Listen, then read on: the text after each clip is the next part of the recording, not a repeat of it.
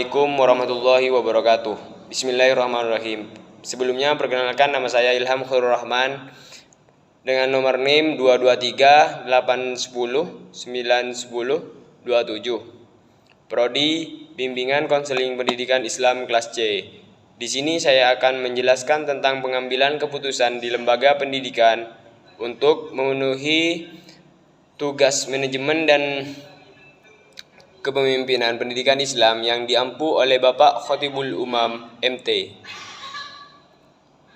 Pengambilan keputusan. Pengertian dasar, pertimbangan, dan proses pengambilan keputusan. Istilah pengambilan keputusan sesungguhnya adalah terjemahan dari bahasa Inggris decision maker, yang berasal dari kata decision dan maker. Keduanya berasal dari bahasa Inggris. Decision berarti keputusan dan maker adalah pembuat. Dalam bahasa Latin, kata decis berasal dari prefix de yang berarti of, dan kata saido yang berarti to cut. Menurut Atmosudirjo, bahwa keputusan adalah suatu pengakhiran atau pemutusan daripada suatu proses pemikiran tentang suatu masalah atau problema untuk menjawab pertanyaan apa yang harus diperbuat guna mengatasi masalah tersebut, dengan menjatuhkan choice pada salah satu alternatif yang tertentu.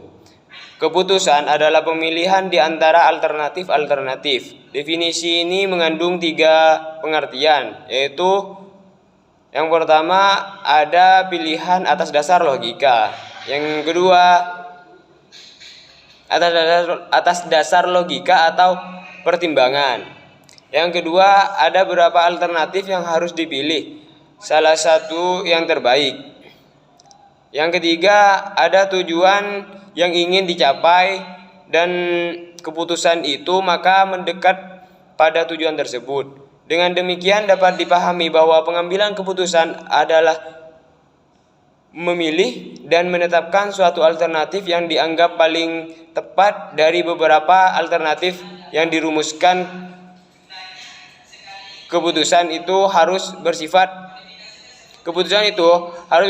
fleksibel, analitis, dan mungkin untuk dilaksanakan dengan dorongan sarana prasarana dan sumber daya yang tersedia berupa manusia dan material. Langkah-langkah pengambilan keputusan. Langkah-langkah pengambilan keputusan sebagaimana dikemukakan oleh Mondi dan Premeuk yang terdiri dari 5 langkah, yaitu 1. Mengidentifikasi masalah atau peluang, yang kedua membuat alternatif-alternatif, yang ketiga mengevaluasi alternatif, dan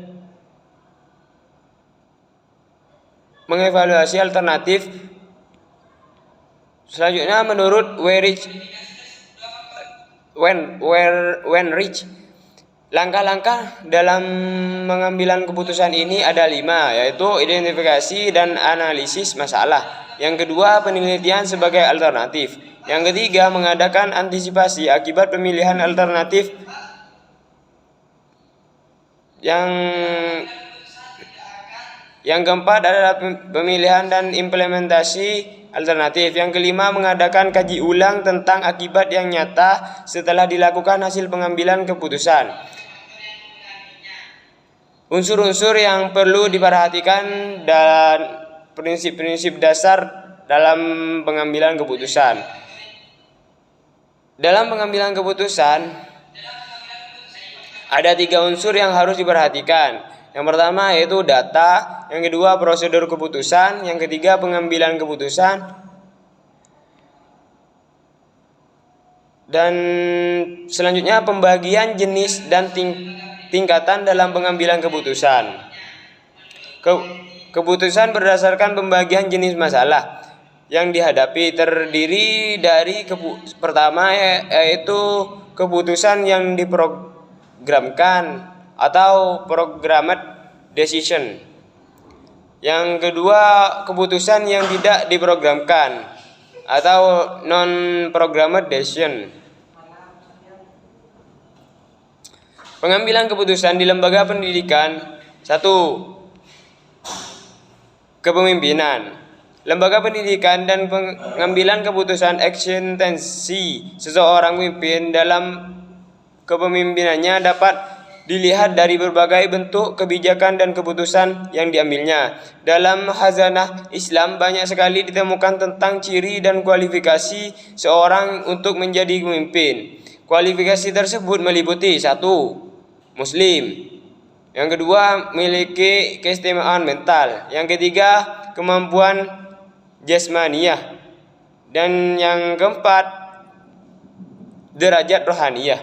Faktor-faktor yang mempengaruhi pengambilan keputusan di lembaga pendidikan dalam pengambilan keputusan tidak akan terlepas dari faktor-faktor yang mempengaruhinya.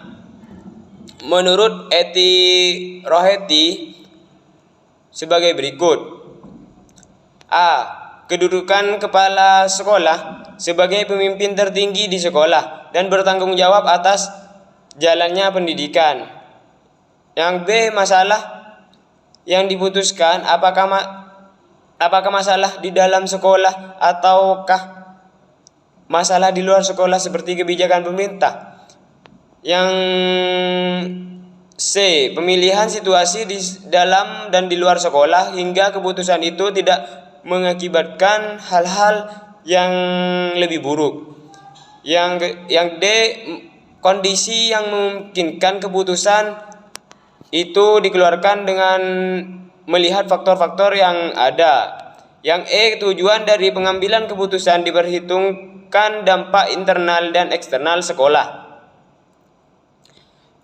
Hanya itu yang dapat saya sampaikan, kurang dan lebihnya mohon maaf. Wassalamualaikum warahmatullahi wabarakatuh.